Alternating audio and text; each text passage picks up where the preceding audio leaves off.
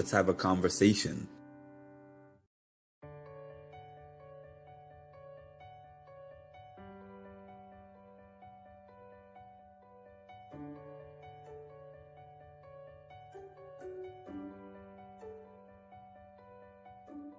Thank you for having me on. It's always a pleasure to talk to you, and I'm sure I'll see you at one of these events again All soon. time, we got Mark with the Mindful Reality podcast, who I've been a guest on, and it was a blast. Thank you for having me, honestly, and I cannot wait to do it again. We're going to do this again in the future. I just know it.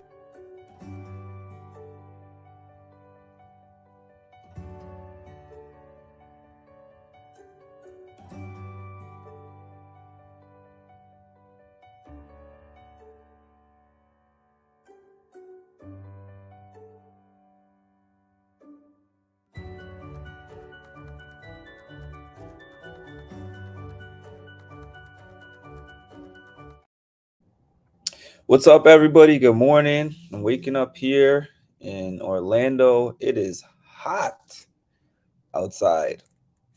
It is hot outside, but I'm not outside. I am inside. Good morning, Edward. What's up, Bill? So I was watching the feeds this morning. I was kind of catching up on what I missed yesterday to see if there was anything really noteworthy to talk about. And quite honestly, it was just a lot of gossip, and it was just a lot of laughing at people. You know, the thing that I don't like about what's happening with the fandom this season is that there's so much hypocrisy with the way they view the players. So everybody was mad about Izzy, Felicia, Cirie, sometimes Jared, sitting in the room together, laughing at everybody, blah, blah, blah. And now we have another group that's basically doing the same thing. We got America, we got Corey, we got Jag, and we got Matt. So it's like, for one group, it's okay. And for another group, it's bullying. I don't really understand. So if you are somebody who calls it down the middle, if you said, I don't like when this group does this and I don't like when this group does this, is it the activity you don't like, or is it the person? And clearly the tone that this season has taken, this is just something that I had was not planned, but I'm just saying this to start off. The tone that this season has taken is that people are mad at the way Cirie is playing the game because it's Cirie. And I want to say, everybody talks about the advantage that Cirie has by being in this game because of the fact that she's been in the previous games. She has the advantage of, psychologically being a little bit more prepared. She's done it before, been there, done that. She's been on TV. She has an advantage in that sense. But if she was Cirie Fields that nobody had met before, playing the same game that she's playing, people would be commending her for being able to be a part of so many different groups and not be on the radar and managing relationships the way she's doing. But the reason they're like, Cirie is so shady, is because of her history and knowing about her history on the other shows. So it's a double-edged sword, because yes, there are some advantages to her having done it before and to her having her son in there. There's disadvantages because now her son's game becomes her game, and we see how he's been handling and managing that. And then your threat level instantly coming in is already high, even if they don't know your secret, because they know you. Let me see these comments. Okay, I'm going to get to my list before I even see those comments. Good morning, everybody. Good morning, everybody. Mark, I need admin time. because I'm detangling my hair to go to the salon. I just have to listen. I think it's so funny how you those comments that you make about this being a job and clocking in and clocking out. I think that's so funny. This sun is bright. Ooh. Sun is bright.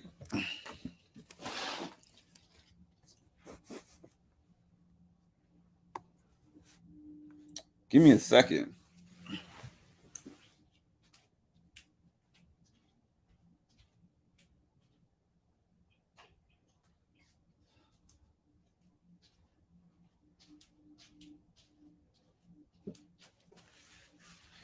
I had to turn up the AC a little bit. I just started getting hot. Where are we at here? Okay, so I'm getting to what I was getting to. These are the people that I consider floaters in this game. That are still in the game. My list of floaters is in no particular order because I'm going to give you my order in a minute. Jag, Corey, Bowie, Blue, Matt, and Mimi. And I will say not all of these people were floaters, but these are people who at this point in time in the game I consider as floaters, right?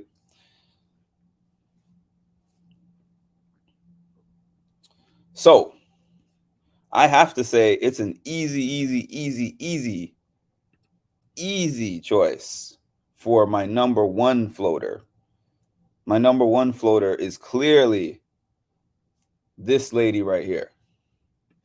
Because contrary to all the other floaters, I think she is the only one who I have never really even heard being seriously considered for the block.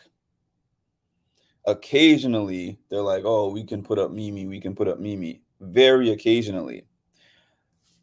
At the beginning, I said, Mimi is not playing a good enough social game because while people are forming a million alliances and there's so much action going on in the house, she's never involved in it, or she's rarely involved in it. She'll spend a lot of time by herself, and then she will selectively pop in a room and have conversations with people.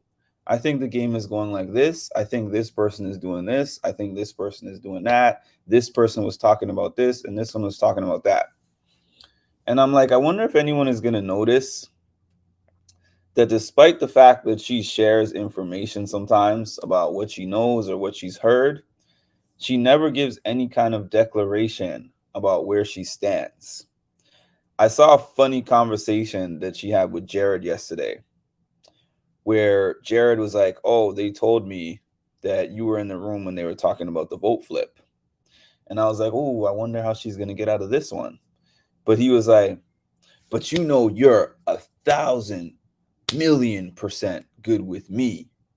You are 1,000,000,000,000,000,000,000,000,000,000 quadrillion good with me, and you would never go up. And she was like, yeah, because you know people be talking, I'm just kind of there. Like, she doesn't say much of anything. She just sits there, collects the data, and this is what I was going to say. I didn't know if she was playing a good enough game, a good enough floater game, until this explosion happened. And I realized in a house like this, where people are very messy, where people are very emotional, the best thing to do is probably to be in a position like hers, where everything is going on around you and people are taking shots at each other. Corey and them are like, how do we get out Jared? We want to get out Jared. We want to get out Cirie, this and this. Jared and Cirie are like, I want to get out Cameron. I want to get out Jag. I want to get out Corey in America. They have targets. They have lists. 1, 2, 3, 4. 1, 2, 3, 4. And she's not on any of their immediate hit lists. And then you take out 6, 7 people, and then how many people you got left? What do we have? 12, 11, 12 in the house right now. Once those hit lists are done, unless somebody turns around and says, wait a minute, what's Mimi doing? You could have like 4 or 5 people in the house and she's one of them and she wins an HOH. Come on. Mimi, you are the #1 floater. And if Mimi wins, I need to circle back. I'm going to circle back to Hannah, because when I did my interview of Hannah, she was like, what is your sleeper pick to win this game? I said, McCole. She was like, interesting. And the term interesting, the way she said it, the context and the tone was like, no, bruh. There's no chance for her to win this game. I called it. I mean, I'm not saying that she's winning the game. It's too early for me to say she's winning the game. I will just say, based on the current landscape of the game, I think that she is in a very advantageous position to be able to sneak in there. That's what I think as of now. Things could change. This Big Brother house is so volatile, like anything could happen, but Mimi's stock has gone up. My second rated floater.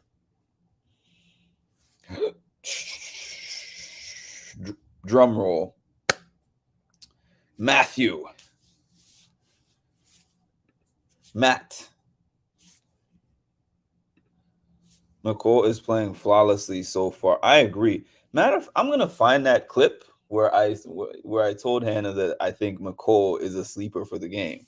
I'm gonna find that clip today, just because my prediction game is always solid.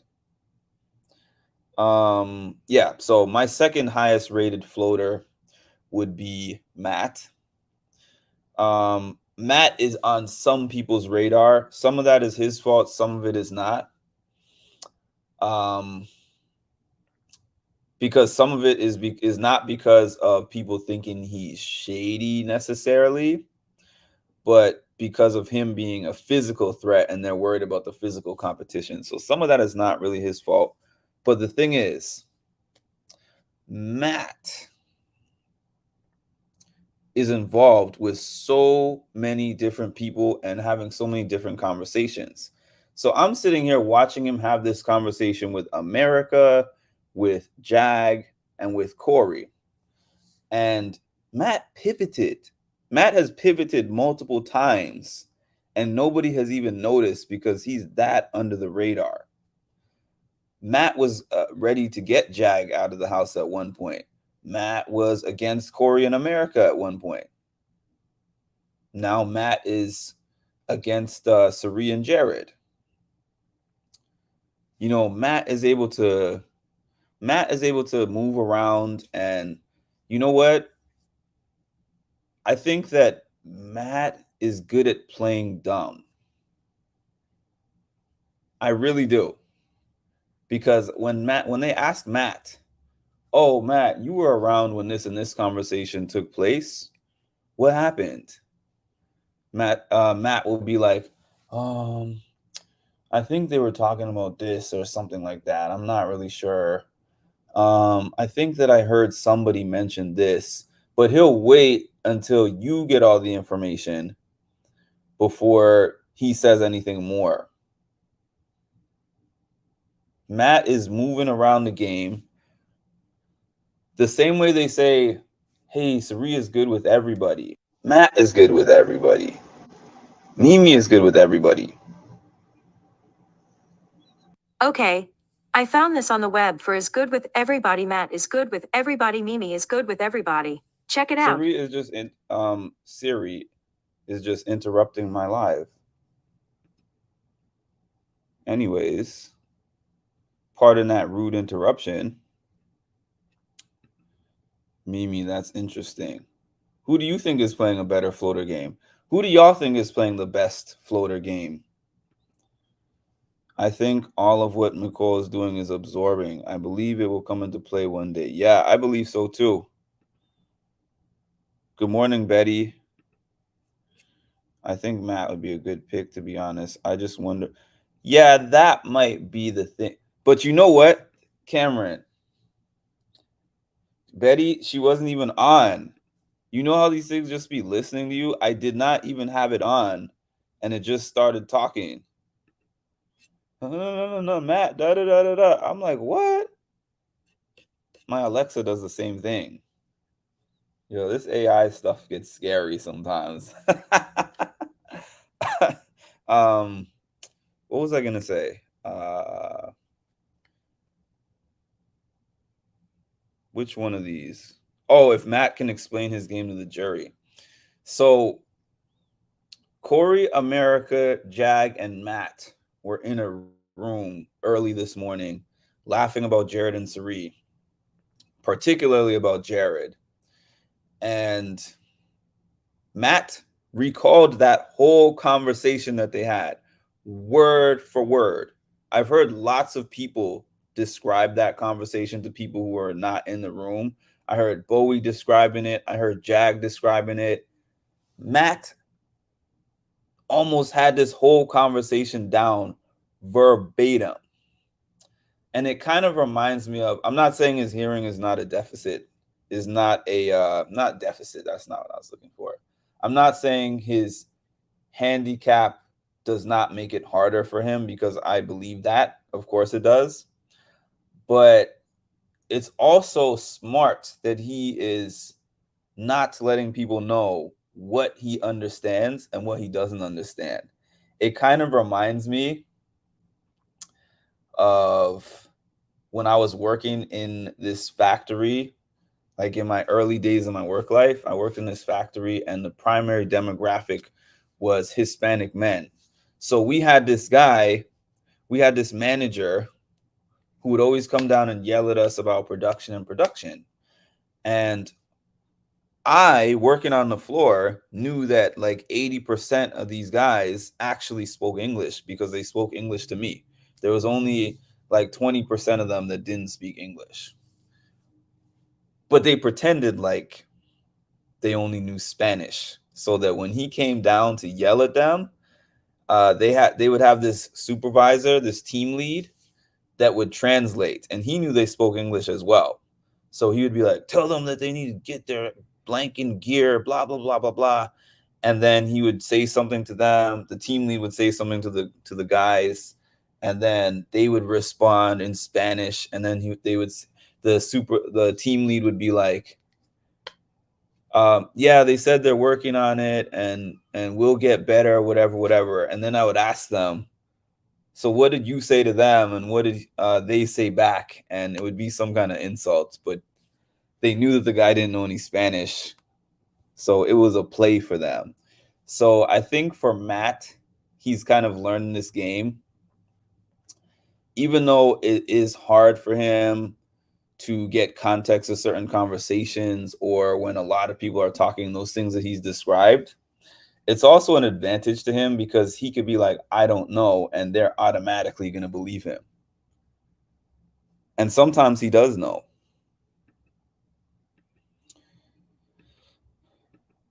Yeah, my list, Betty, you might not have, I don't think you were here when I started, or you didn't say anything when I started, but I have a list of 6 people on here that I consider floaters.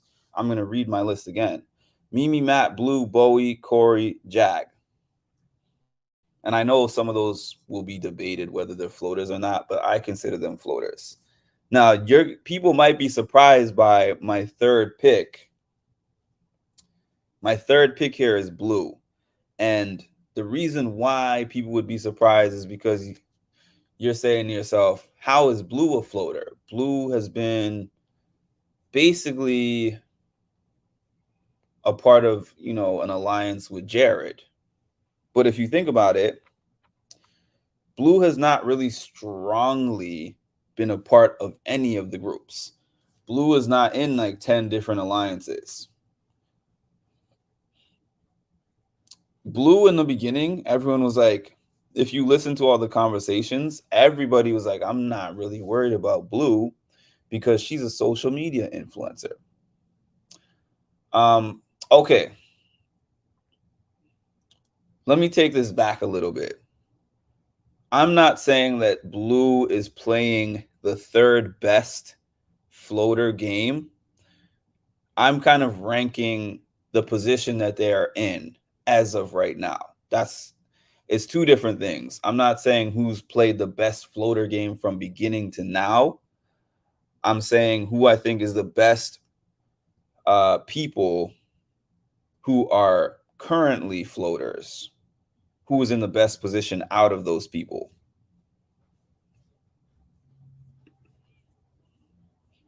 Good morning, Tasha.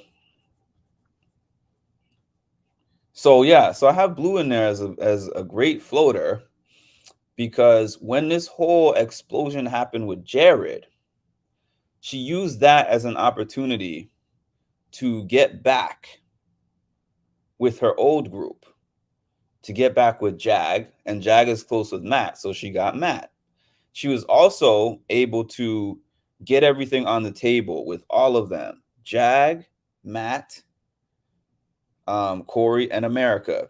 So she's actually able to now openly tell Corey and America, I'm working with Jared too, but the Jared thing, I'm going to tell y'all some things, and I'm going to tell him some things about you. What other floater is in a position to actually say that? She's now in an alliance with the Cirie side. She's in an alliance with the Cirie side. Matt, Blue, Cirie, and Jared. She's in an alliance with Jag and Matt. She's in an alliance with the five of them, I believe. Corey, America, Jag, and Matt. So she's in an alliance with both of the major sides. And I think she's pretty much good with everybody else. So low key, she's a sneak up on you floater. Yeah, Mimi was the top one on my list. I'm on number 3 right now. Let's see here. So my number 4 is Bowie. And the reason why Bowie is number 4, I would probably have had Bowie at number 2 behind Mimi. But this week, listening to the conversations that people are having, the Cirie side was always like, F Bowie, we need to get Bowie out of here. Bowie is untrustworthy.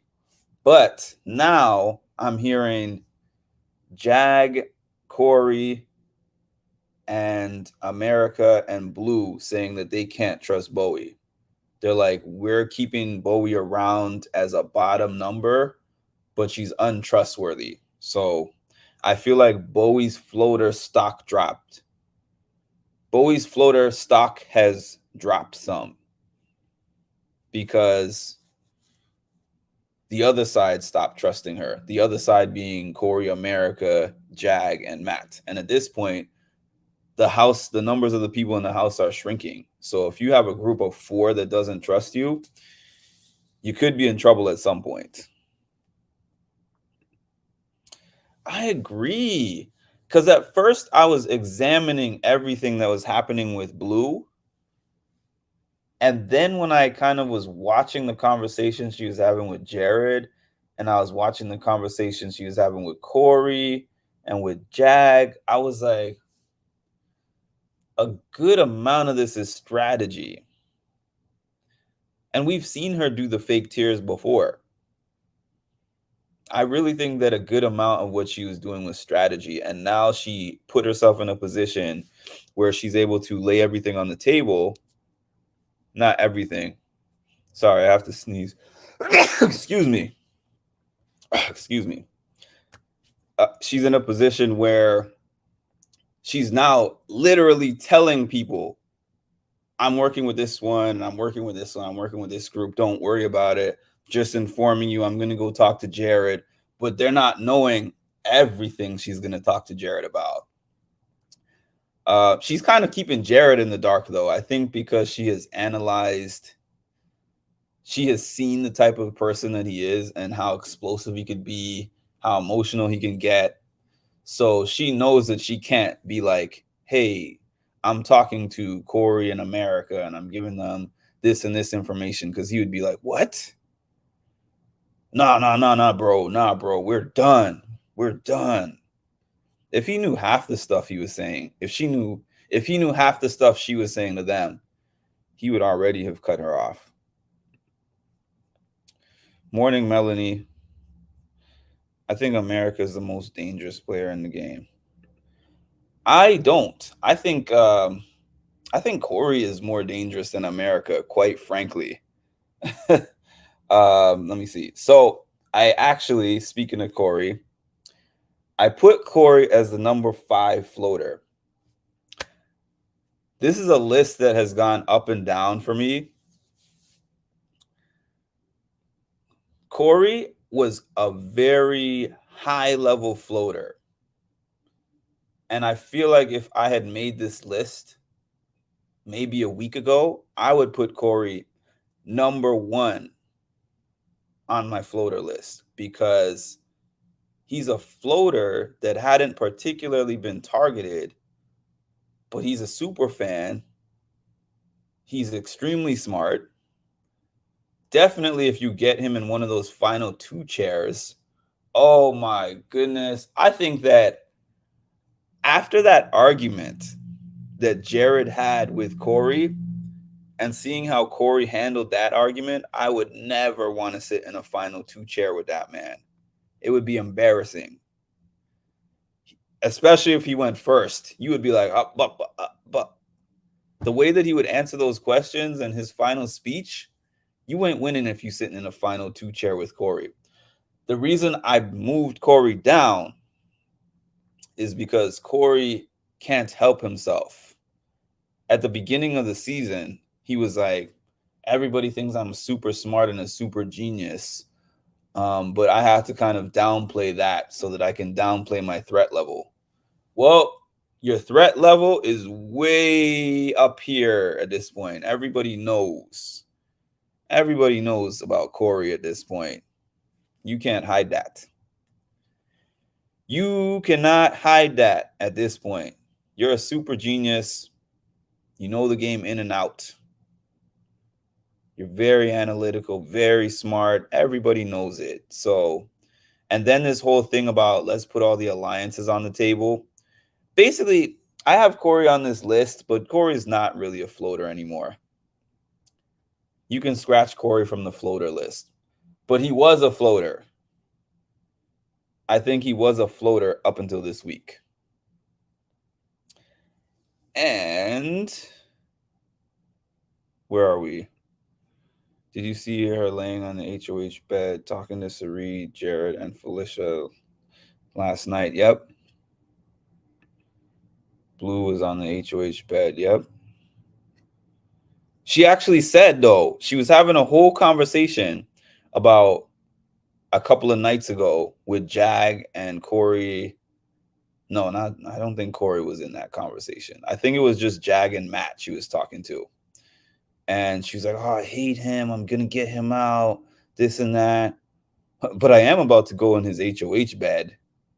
And I was like, wow, she's dangerous.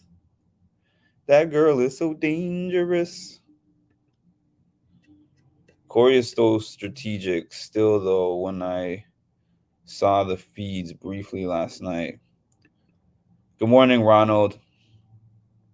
And the bottom of my floater list, the very bottom of my floater list has got to be Jag. I'm sorry. Jag is so bad at this game. And you'll be like, well, Jag is still here. Why is Jag still here? He got voted out 10-0. Matt saved him. The superpower that was created because of Luke's ejection from the game is the reason why Jag is still in the game. Jag, and when I hear Jag talk about the game, I get migraines because it's a simple math game at this point. You can actually look at the game and say, all right, I have myself. If I'm Jag, I have myself, I have Blue, I have Corey, I have America. They have clear targets. They want to get out Cameron, Jared, Cirie, Felicia. I'm at the bottom of both of those lists in terms of targets. I'm not a top target on either side. So all I have to do is kind of chill and make sure that I don't get anybody upset and stick with my main three of myself, Matt, and Blue, right? But instead, he'll be like, okay, guys, here's the game plan. We'll go into Jared's HOH room and declare our undying love for him. And then we'll say, let's make a group of 5, including this one, this one, this one, this one, and this one. And then let's go tell Bowie this to make sure that that Bowie thinks this and this and this. And then we'll go to America and Corey and we'll look them in the eye and we'll tell them this and this and this. And then I'll talk to Cirie and I'll tell Cirie this and that. And then they'll be like, oh, what's the plan again? And Matt's sitting there like, huh? What? And what am I supposed to say to Jared again? Oh, and what am I supposed to say to Cirie? And I'm like, bro, no wonder you and Riley were so close, because Riley did the same thing. You know what? This is why I said that question you just asked, Tasha, is exactly why I'm saying Corey is so dangerous. Because imagine almost every single one of these alliances that he's saying Jared was in, even if he was not in the alliance, he knew about the alliance. He was having discussions with Jared about the alliance. So he's kind of like, well, it's not me doing it, so I don't have to inform those people. It's Jared's game. But Jared's game is a part of your game because y'all were talking to each other constantly about all these alliances. That's the point that I'll give Jared. He's just not good at explaining himself. He got mad, he got emotional, but Jared could have, if he was able to debate, I kind of knew what he was trying to say. He just wasn't saying it well. Like, you and I were partners in crime. Corey was like, if Jag was gonna go on the block, Corey was like, if he dies, he dies. If you know that reference, if he dies, he dies. I'm not gonna inform anybody. I'm just gonna kind of play my position and let whatever happens happen.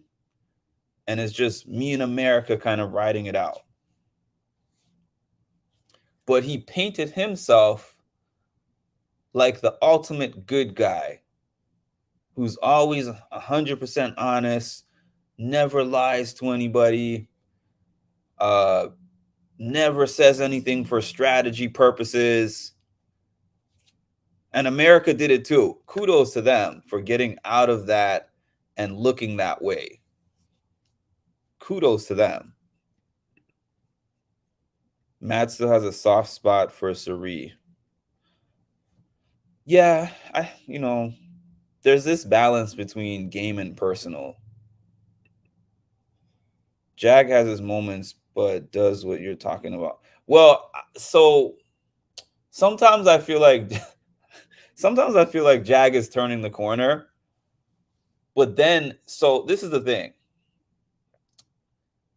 Jag is getting better with reading the game, but he doesn't know what to do about his reads. Like, he will call something. I've noticed this and this and this. I've noticed this person talking to this person. I've noticed this and that. And he'll have those puzzle pieces. But when he gets the puzzle pieces, he has no idea the strategy part of it, what to do with them. That's what I'm saying about Jag. The feeds cut after big massage. Then cut to Cirie snoring. They're really not trying. I know, right? I know, right? That's weird. It's so weird because they were showing every chance they got to show Monty and Taylor. They showed Monty and Taylor. That's why I believe when people say that production scrolls through Twitter and looks at all the different feedback and everything, because nobody has been big on the Jared and Blue showmance, and people were huge on the Monte showmance. So they played that up for the ratings. This year, I think that their main thing is to focus on all these conversations where people are talking about Cirie, because they're like, Cirie is our cash cow for this season. That's another thing that I just thought of. I feel like production is really doing their best to make everything on the show about Cirie.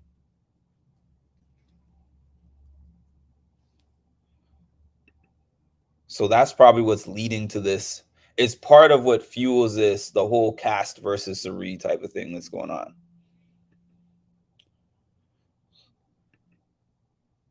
If Jared wanted to save him and his mother's game, you know what? It's radical, but I actually said that yesterday, Ronald. It's radical, but I said that.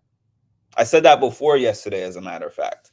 I said, there's so many people against Jared at this point that could actually be his best shot at staying in the house, is having Cameron take people out.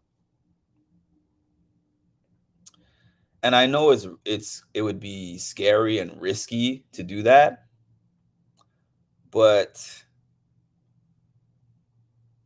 he's only getting one of those numbers out. So if he gets out Cam, right? Cam is the only one who said, I will help you out and I'll try everything to make sure you don't get on the block next week.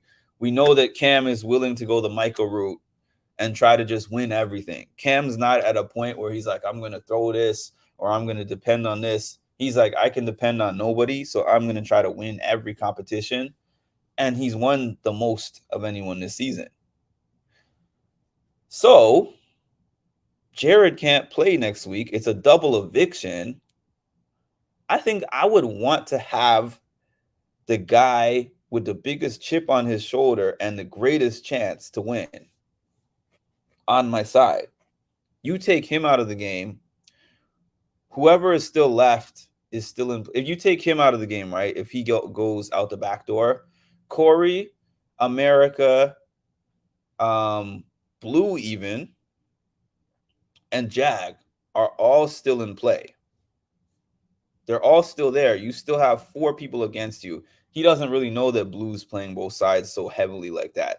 But you have at least 3 people who are guaranteed against you. Corey, America, and Jag. And those are all people who can win a competition. So any one of them wins, you and your mom are sitting on that block. I would definitely, because Cameron didn't even say, if you protect me for the duration of the rest of this game. He just said, if you don't put me on the block this week, I would take that deal. Because it's not like Cameron is going to stop being public enemy number 1. I would take that deal, Ronald. I agree with you. I agree with that. They should team up with Cameron. Yeah. And nobody would see that coming, too. Could you imagine? Nobody would see that coming because they're like, there's no way Jared and Cameron would work together again.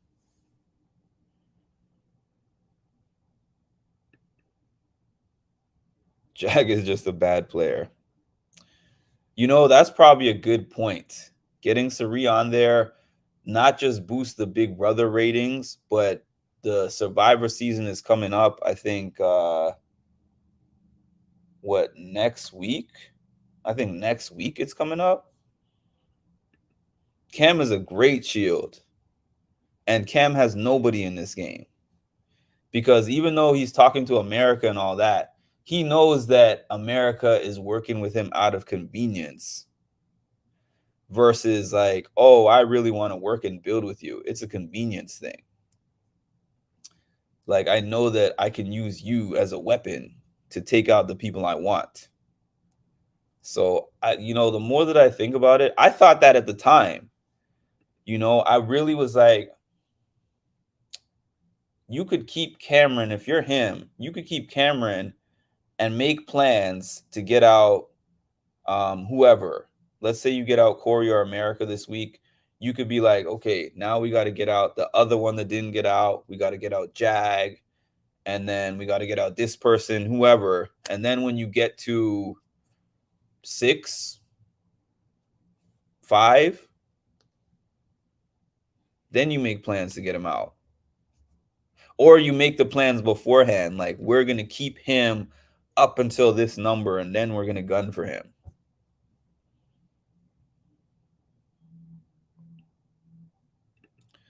They should just give the check to Cirie. You still think that Cirie has this big of an advantage at this point?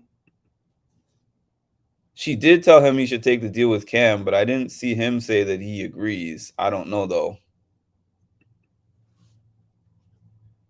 But yeah, I noticed that when I watched the feeds,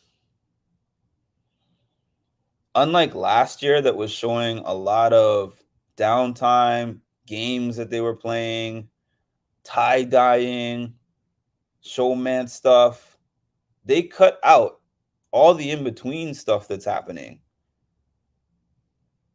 And they're just showing the gameplay, and mostly they're just showing anything that's involving Cirie. I believe Cam begging Jarrett. I knew what Cam was going to do. I kind of knew what Cam was going to do when he got into that conversation. I had an idea that he was going to do that. But as I was listening to him, I'm like, the argument makes sense, regardless of the fact that he was begging or desperate or whatever.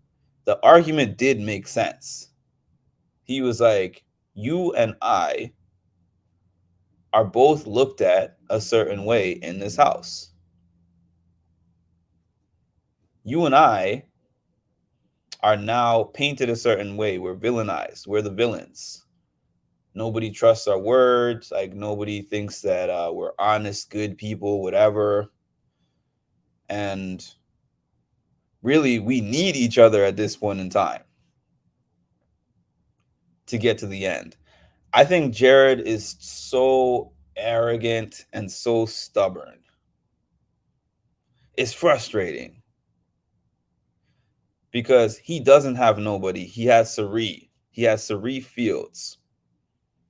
I was listening to an Izzy exit interview, I think the one that she did with the Winner Circle, and she told Cody and Derek, like, Jared was bad for my game.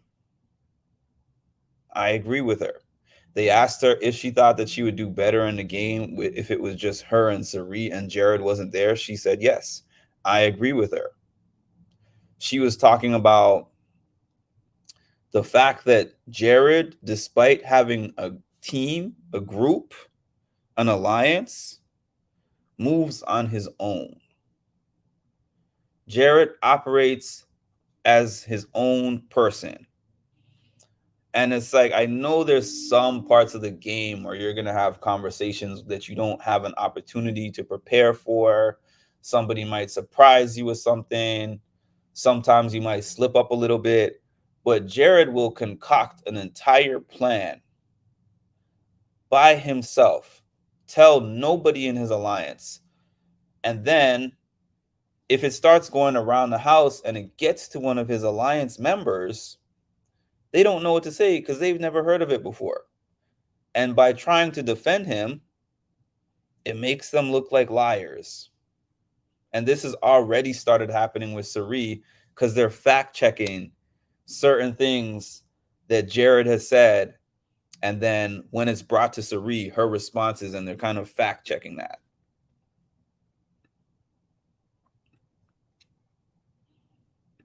Cirie not win. It would be so hard for her to win. I'd be so surprised and impressed if Cirie won this game. I didn't hear Cirie. She did say it. She definitely did say it. I saw that. I watched it myself. She was like, "You should take that effing deal." Oh man. I still need to watch Izzy's exit interviews. Yeah, this is a short one. It's only like 10 minutes and it's on the winner's circle. That's the only one I've seen so far. But it was only like a 9 minute and something interview. So it's a quick watch. They only asked her a few questions.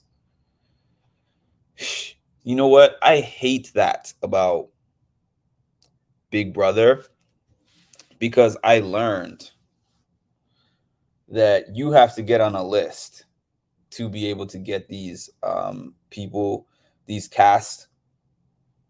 And there's if you look at who interviews the cast when they get off of Big Brother, especially right when they get off, it's the same list. The only way you're going to get on that list is probably to know somebody, or if you're somebody who used to be on the show, like how what's it called, Derek, Hannah, and Tiffany.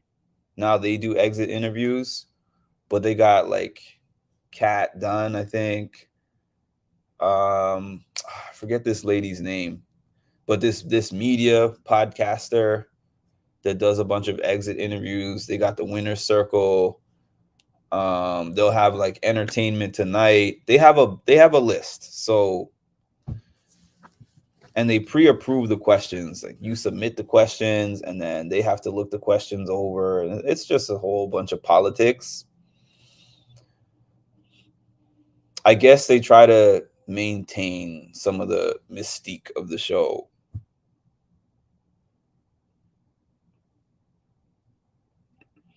Oh yeah, Rob has a podcast. Doesn't even have to reach out to them. It's already lined up. You get everybody. Everybody that's on the CBS roster is coming to you. I watched a couple of small exit interviews. Izzy and Cirie going to be pissed at Jared when she finds out a couple of things, like him telling Blue. Somebody asked Izzy if she thinks that he told Blue, and she said yes. Jessica Milagros. I don't know her. I'll have to look her up. But that's not the one I was thinking of. There was somebody else. This blonde lady. I can't remember her name.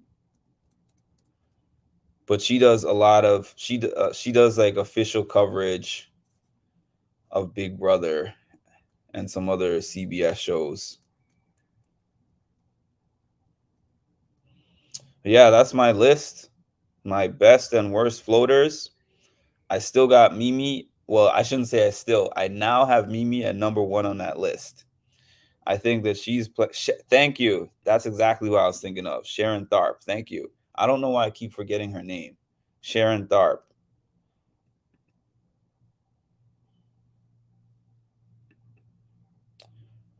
Jessica. Is it the Jessica that's with Cody? Is it that Jessica? Or another Jessica? Would be very funny if Cirie wins HOH. Cirie can't win without winning an HOH. Period. Cirie would probably have to win at least one HOH and at least one. She would have to win 2 competitions. And even then, I could see them voting against her if she made the final 2 because she's Cirie.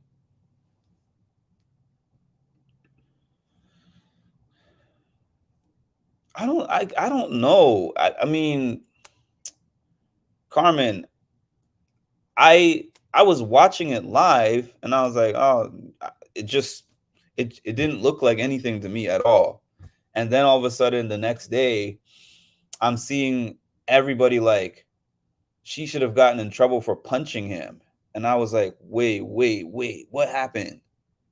And then I go back and I see that that was what they were talking about. I don't know, different strokes for different folks. I didn't see that as anything, but I don't know. Maybe it was harder than it looked. It would be amazing for her to I want her to win. The ratings would go crazy. Mostly with haters, but the ratings would go crazy with Cirie Fields in that HOH robe. But it would be the most watched week of the season, for sure. Who works with Busy Blue? Are you talking about? I'm gonna look. Let me look her up to make sure that it's to see if it's the person that I'm thinking that it is. Corey and Cameron. Oh, Corey's chest. I didn't see that one. I didn't see the Corey one. I didn't even notice you said Corey too. I didn't see the Corey one.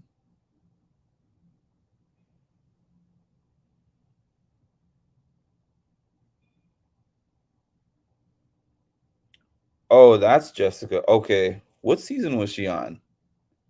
Season 21. Oh, yes. I do remember her. I do remember her. Yes, I do remember her.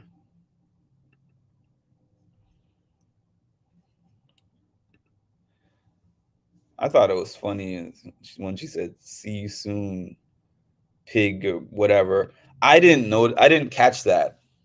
I told you guys that the other day. I'm like, I actually didn't really catch that in the moment, but everyone else did. And I was like, oh, that was shade.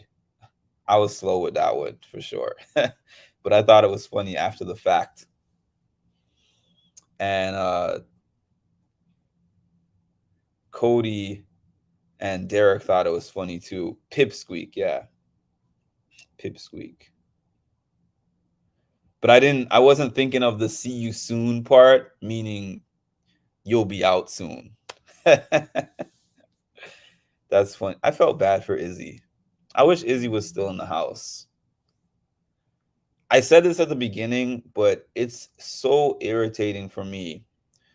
The fact that America is leading a group of self-righteous avengers that are like, oh my goodness, this group talks about people and this group laughs at people and this group lies to people, this and that and the other. And now they don't have that group anymore. Y'all are the group. Did y'all watch Mean Girls? Where Lindsay Lohan's character at the beginning was like, I hate those mean girls. So I'm gonna like infiltrate them and break them down and tear them down. And then you started looking at her and you're like, tomato, tomato. Now you became one.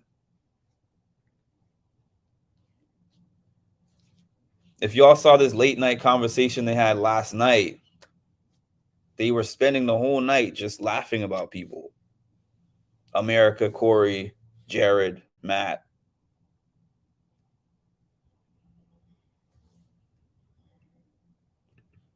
I miss Izzy too. She was fun. Cameron shades Izzy first. I believe they should keep the brown sugar babes because nobody would expect they're still together. Missing Izzy too, but exit interviews showed her taking too much credit for herself. That's the other thing that I said, Melanie. People don't realize, including the house guests, don't realize how much Cirie being in the house shifts the game. And main people that she shifts the game for, everyone in her alliance, in her main alliance, for her son, for Izzy, for Felicia even. I guess mainly for those three. Not saying that Izzy was not playing a good game, but take Cirie out of the house, I think Jared would already be out of the house, quite frankly.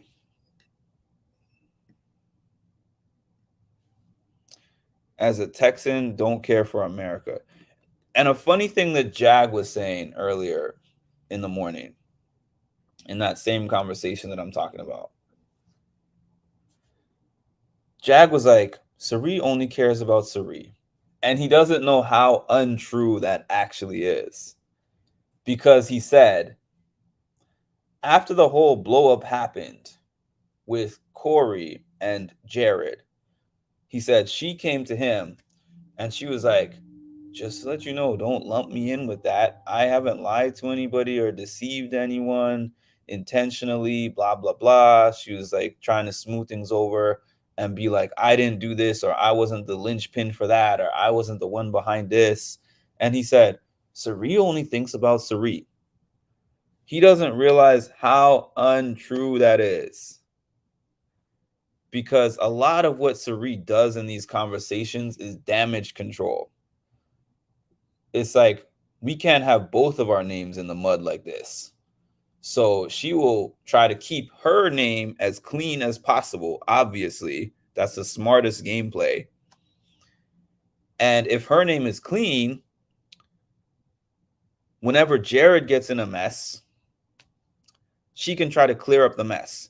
He doesn't realize that if she was in that room with Corey and Jared and she was defending Jared, it would be bad for her game. And if she had gone over there and she was defending Corey, it would also have been bad for her game.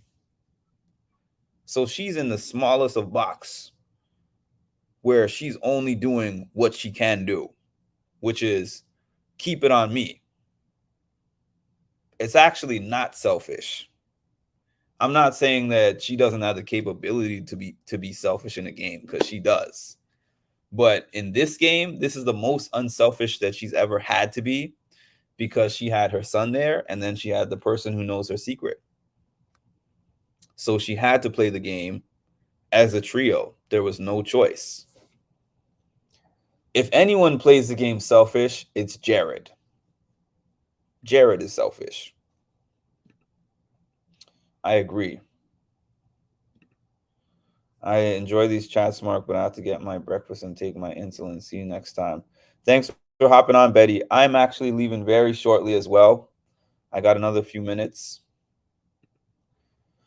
I read something hilarious on well, I call it Turan Has a Podcast, because that's really who I watch. And he was like, Jags reads on the game are always 1 week behind. And they are. Jag will be sitting in a room and they'll be having a conversation about something that's happening right now. And they'll reference something that happened a week ago. And Jag will be like, wait. So are you saying that there was this group of 4 that was formed and I wasn't in it? Is that what you're telling me right now? Wait. I got to look everybody in the eye. I crack up every time something happens. And he's like, we got to get in a room and just look everybody in the eye. I'm like, what do you think this is? I bet you that was like something that was done in his household when he was a kid, where he had his siblings or something and they would all be telling their parents something different. And then the parents would be like, all right, let's all get in a room and look each other in the eye.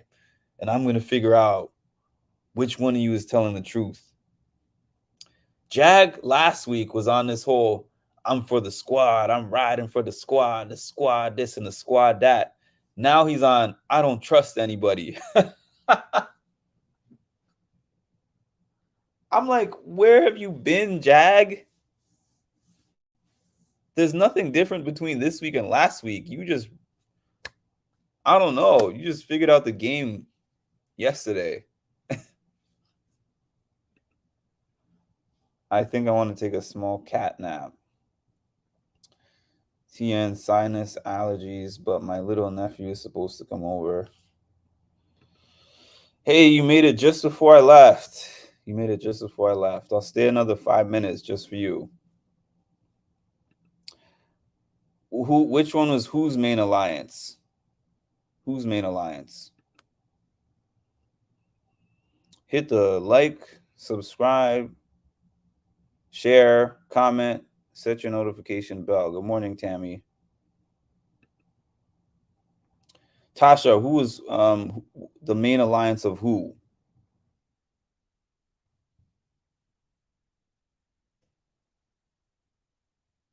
Oh, I mean, I don't even know. She's trying to tell them it was the professors.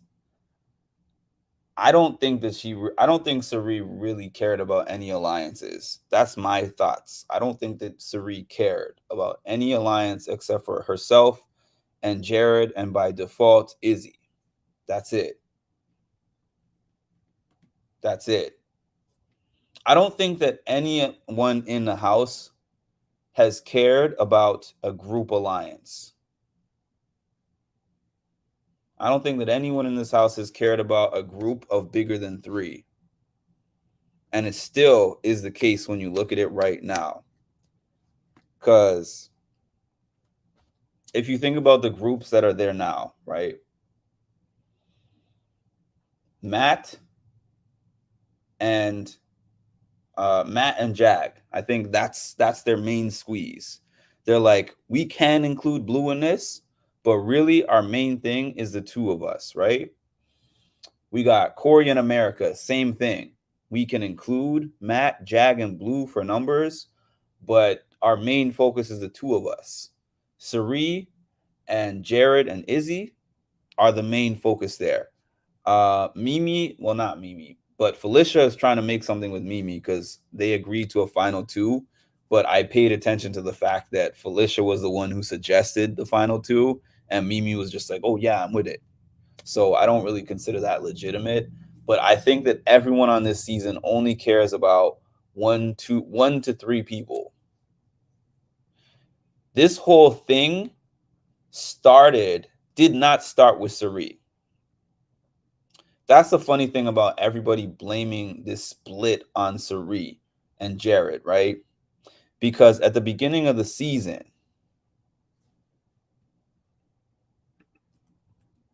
hold on, let me get to these comments though, because I could go on for another 10 minutes. I made it just before you left last night. I have terrible luck. Better late than never. Hi, Rory. Okay, so what happened at the beginning of the season? They started this huge group. I forget who was in it, but the group of 8. I know that, Riley was in it. I know that Matt was in it. Jag. I think Blue was in it. I think I can't remember the whole 8, but there was a group of 8 of them at the beginning of the season, and there was the others, and Cirie was actually part of the others. So she capitalized on the fact that a lot of the others felt like they were left out of this cool group that started at the beginning and were just ignoring everybody. So then we had the illusion that there was this large group of 8, and then there was this other group over here of 8. After the first person got out, there was like 8 and 8, and we have this split house. But it wasn't really an 8, if y'all remember. It wasn't like 8 strong. It was like Riley and Jag really connected, and Riley and Matt really connected. And they were kind of like, we need more numbers, so let's put together this roster of people. So it wasn't like we all feel a strong bond with each other. It was more like, we have this core 3, and then we're going to make this 5, and then we're going to make this 8 from there. So we're going to be layered up in alliances. And Jag, mind-blowingly enough, right, because of what he's saying now about Cirie, Jag was a part of all those plans. Like, this season is so long that you tend to forget what happened at the start. But if you remember at the start, the same way Jag is like, Cirie is good with everybody. This was Riley's plan at the beginning of the game. We're going to do this 3. We're going to do this 5. We're going to do this 8. And then we're going to make sure we're good with Cirie. We're going to make sure that we're good with Felicia. We're going to make sure we're good with Izzy. So that side is not going to be targeting us. Plus, we're going to have our core 3 and insulation from these other extra numbers that we added on. And as time goes on and people's brain becomes mush, they forget. And then a lot of times they look for the main villain to pin everything on. And it's easy to pin it on Cirie. Don't get me wrong. I don't feel sorry for Cirie because Cirie has been on so many shows. She got to be on this show with her son. You know, Cirie has had an amazing career. And it seems like she has an amazing career outside of this game as well. But let's call a spade a spade. It's not as easy as people are trying to act like. He did. He sure did. There are no alliances. I agree. That's exactly how I see it. Family style. Y'all guesses is good.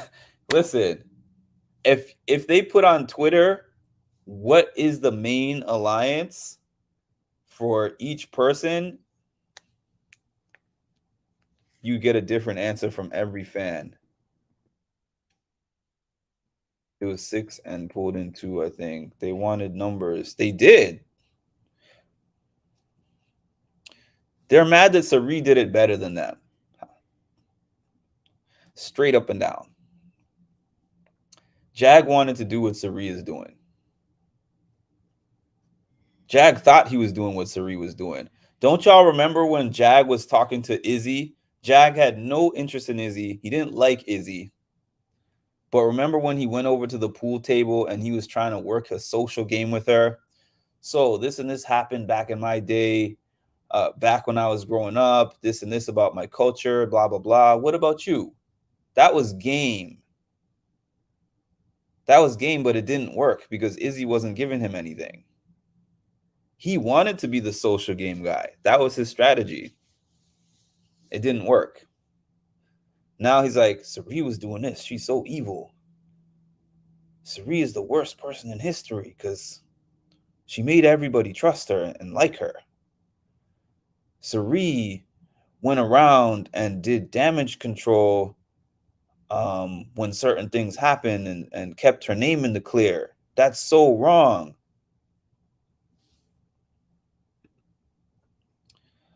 It was the handfuls. I forgot about the freaking hand. There's so many alliances that my head is spinning. This is why I said that Corey, after Thursday, I consider the most dangerous player in the game, because I'm like, he was recalling all the alliances on command. I don't think anyone else in the house could do that. There's no way. They had a core group of 6, and then they each had 2. This is the thing. Everyone wants to keep referencing the cookout. The reason the cookout worked, 2 reasons the cookout worked. Number 1, they had to have some level of trust in each other. And number 2, it was organized. They didn't have 15 plans. They didn't change the plan 25 times a week. They had a core plan, and they had to pivot based on where the pieces were moving, like based on who wins the HOH, based on who wins the power of veto. They had to pivot in that sense because they couldn't plan out, okay, X is HOH this week, Kylan's HOH this week, Tiffany's HOH this week.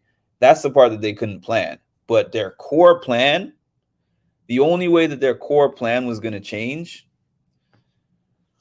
is if it got figured out. That was the only way their core plan was going to change. These guys, they changed the plan more than they changed their underwear.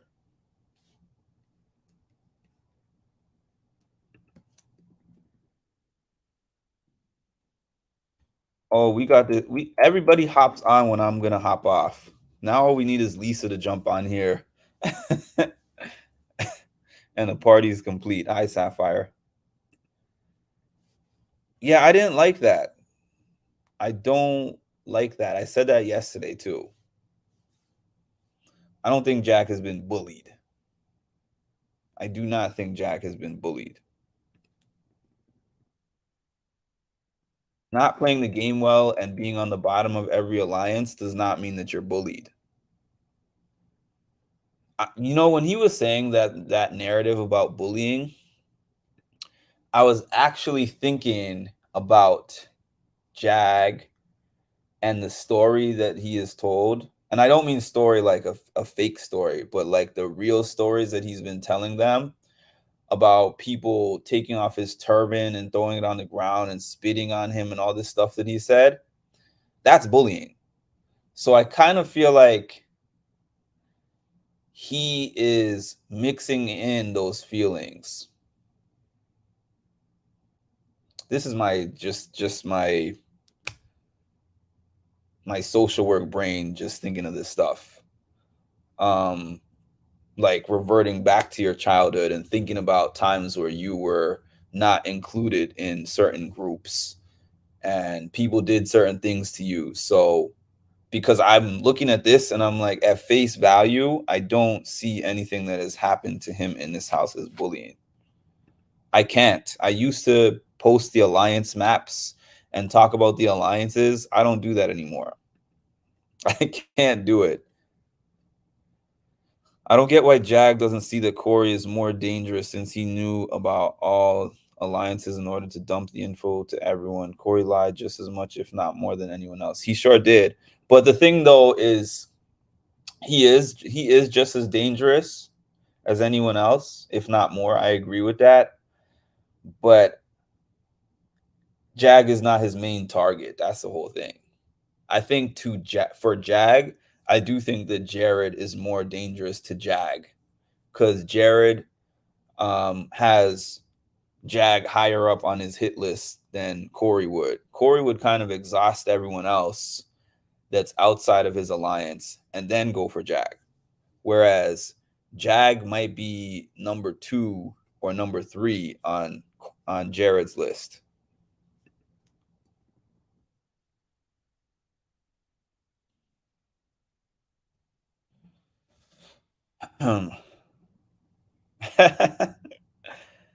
He should thank Xavier for that. He just did it better. Jag's pout / clueless look seems to buy him time.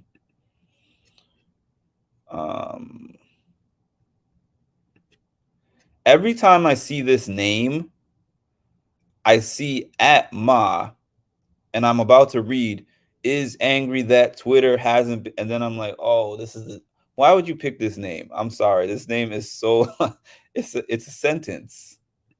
It's a sentence. So when I see it on my display screen, look, is angry that Twitter hasn't been deleted yet, period. Hey, hey. Hey, hey is what Sapphire is saying, but it takes me a few seconds before I realize that's your screen name. Did you make that to irritate people? You and me both, Melanie. After the professors were done, I was done.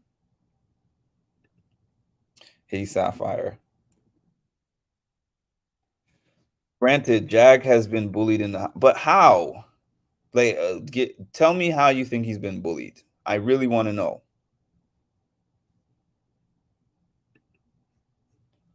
Corey is easier to put back up. Working on my community yard sale, trying to get rid of some home health stuff. I love my name, Mark.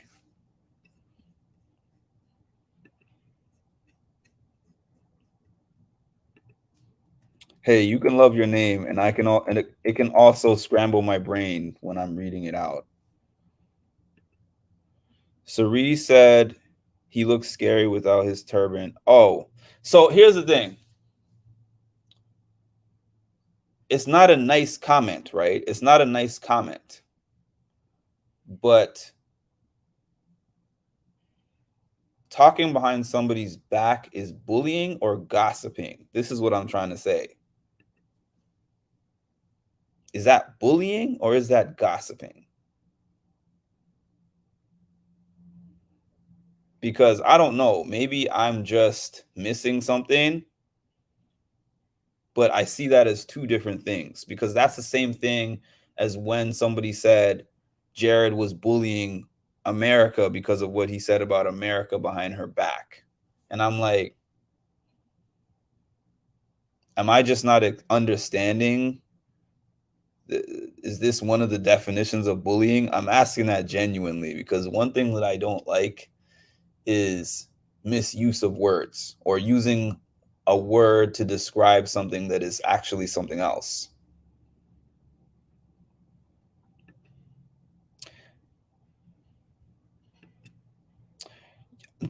Exactly. You could say that it by that definition, you could say that Izzy bullied Cameron by calling him a serial killer and a cult leader. I don't see that as bullying. Those things are not nice things to say, but if everybody was in his face and telling him that, then I would say, yes, he's being bullied.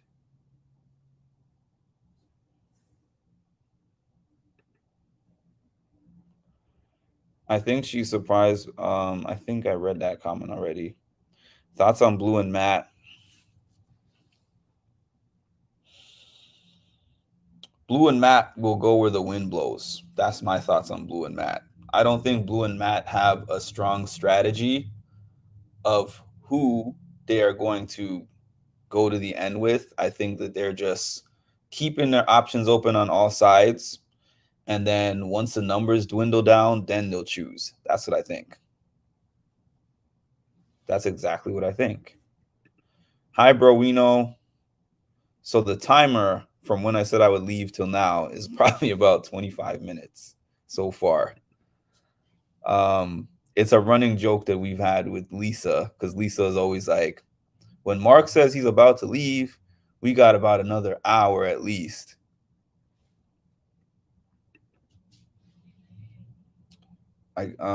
He's been the victim of multiple negative comments.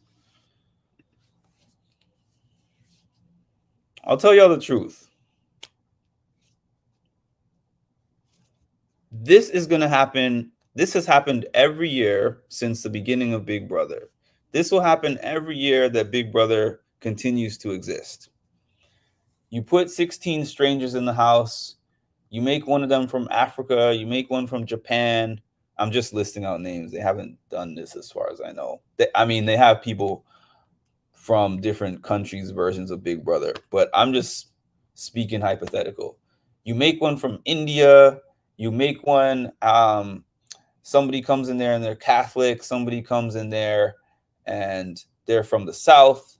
You got black, white, Spanish, whatever, and you throw them all in this house together. You give them no interaction with anybody else. And you put them in a game for $750,000. Cliques are going to form. People are going to make comments about people that they haven't experienced before, cultures they haven't experienced before. People are going to get mad and they're going to say things that they shouldn't really say, but things that they might say in their day-to-day. Cliques are going to form, if I didn't say that already. I might have said that already, but I don't know. I think this fishbowl that we put them in, I always say that these expectations for these people in this environment are way too high. Cancel this one. Get rid of this one. Kick this one out. I just can't. It's not that I'm defending or excusing what they're saying. It's just that I don't know. I just like it's just people are very extra with these labels. That's what I think. Where were we at? I gotta see where I was at. I want Matt to win. Izzy was using a defamatory term. This is not bullying. Yeah, that's. I mean, yeah. Did you hear America? She jokes about this all the time.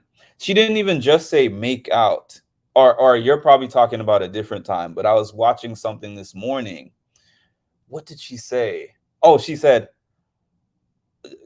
Corey was like, "There's one strategy to get Cameron out of this house," and then America was like, "I gotta put it on him." So she jokes like that all the time. I have more that I was gonna say, but I'm not gonna say it. Lisa ain't wrong, man. You said you were gonna stay on for 5 minutes. Hey, I can't deny that. I can't deny that. The truth is the truth. The reason why is because when people hop on, I had days on here where I had 2 people, 3 people, 5 people. I still remember those days. So I just have such an appreciation for all the people who hop on my lives that it's hard for me to go when people jump on here and they're like, I just caught you, man. Like, I want to hear you. I want to listen to you. But I just hopped on when you're about to hop off. I'm like, I'm going to stay on here as long as I can. My race is at 1 p.m. So I'm going to be leaving for it probably in about an hour and a half. I have more than enough time to get ready for that. I was just going to be sitting and chilling anyways. Okay. Personally, I don't want a victim winner with a bad game like Taylor ever again. Mimi playing the best. I have her at number 1 on my what's it called? Floater list. I had her at number 1 on my floater list. She is in a sweet spot. I think Taylor had a strong social game. That was what made it even harder because she was indeed bullied, but by the end, those same people say nothing but good things about her. Yeah, and actually, it's funny that Van Hoot jumped on here because Van Hoot, you were the first person I remember who was telling me last year on my other channel about how Taylor brought all those dresses and shoes and stuff, and she was giving them to the ladies to wear. And I saw that she even said that in one of her speeches, like, you don't want to let these dresses go. She was working the ladies in particular. That's why she had a stronghold on the jury house like that. Yeah, don't you love it when people are listen, so people are mean in the real world. I'm in a job right now where a lot of my coworkers don't like each other. They say mean and nasty things. I've been in offices with CEOs and chief clinical directors where they talk about their workers like dogs. The average thing that I hear when I walk outside and I pass somebody who's talking on the phone is worse than what I hear in the house. Lots of people would be canceled, including a lot of the fans that are saying that the people on the show should be canceled. And I know they're like, well, they're on a TV show. You're on a TV show, but you're still a human being. They didn't like, they're not, this is not the presidential election. They're not running for president. They're trying to win money. I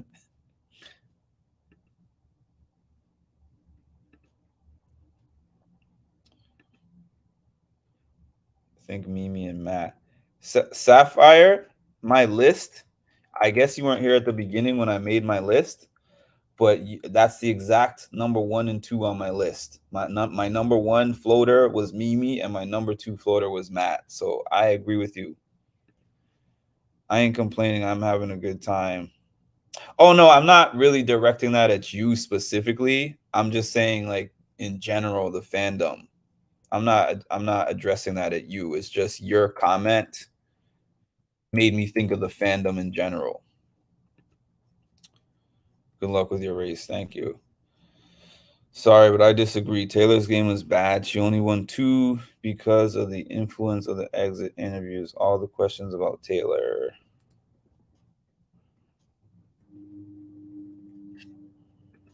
Oh, I'm like 3 minutes behind again. These comments are on fire. Mimi picking Felicia may not be the best number 2 pick for her, though. Mimi didn't pick Felicia, though. Felicia was the one who suggested the group, and she was just like, all right. I think that Mimi is just fine with that, because it's like, oh, if you want to protect me, you can protect me. Even though it's like, what are the chances of Felicia winning another one? Once I saw that, I was like, bingo. And she wasn't a jerk to anyone. That too. All right. She's going to be carrying her. Although, if they were in a final 2, who do you think would win between Mimi and Felicia?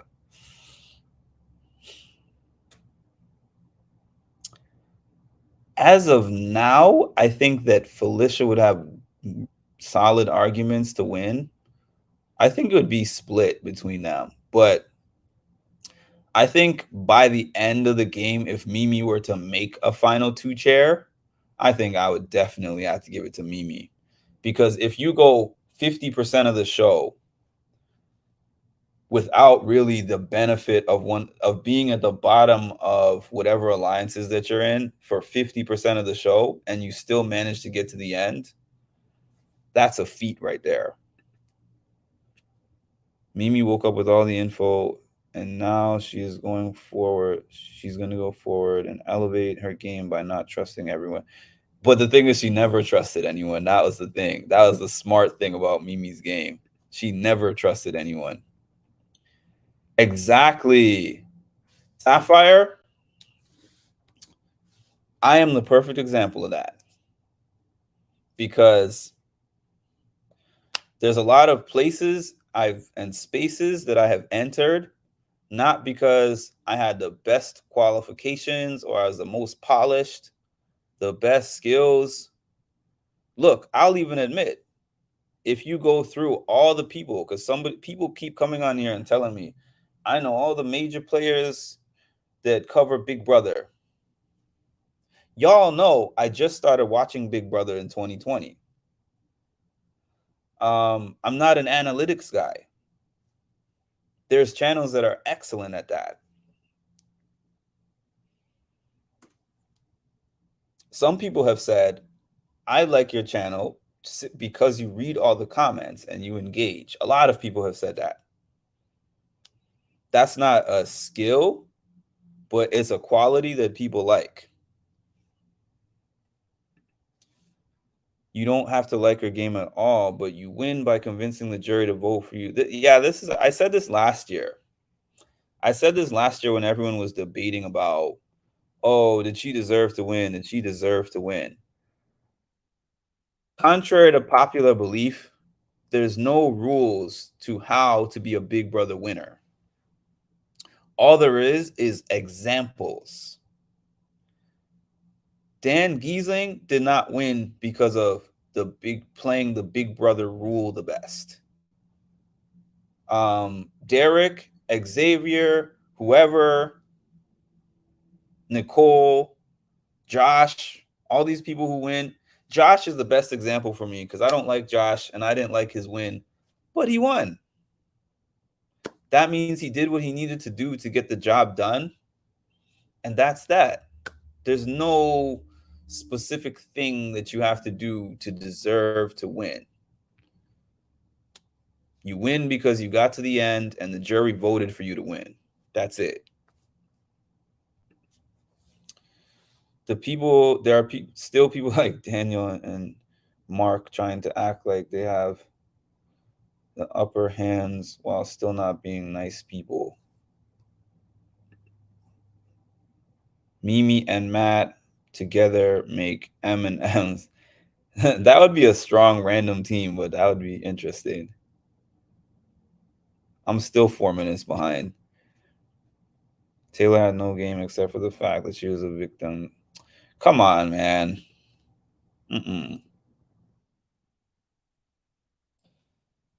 Felicia has a great story, though. She would be making BB history if she won. It would be interesting. Yeah, I'm not getting into that one anymore because we already had that whole discussion last year. Mimi wins between her and Felicia. The game isn't just strategic moves and comps. You have to get the people to vote for you. She did that. Whether anyone likes it or not, she did it.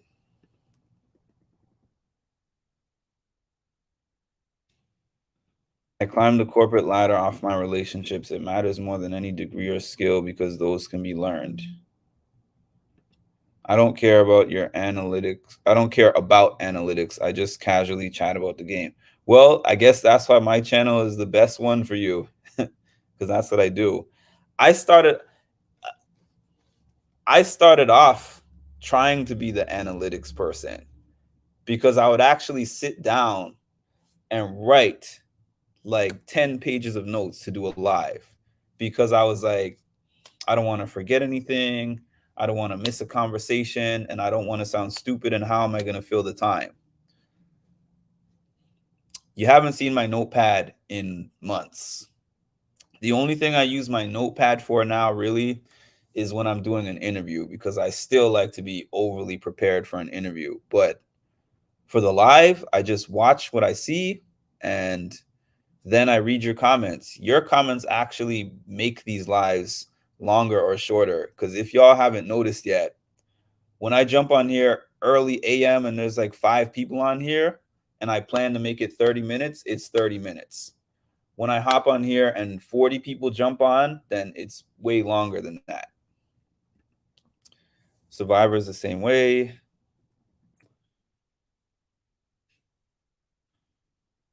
Did I enjoy hearing Josh at the walk-up?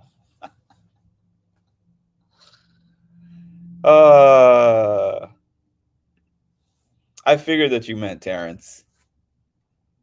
I was confused, but I figured that you meant Terrence.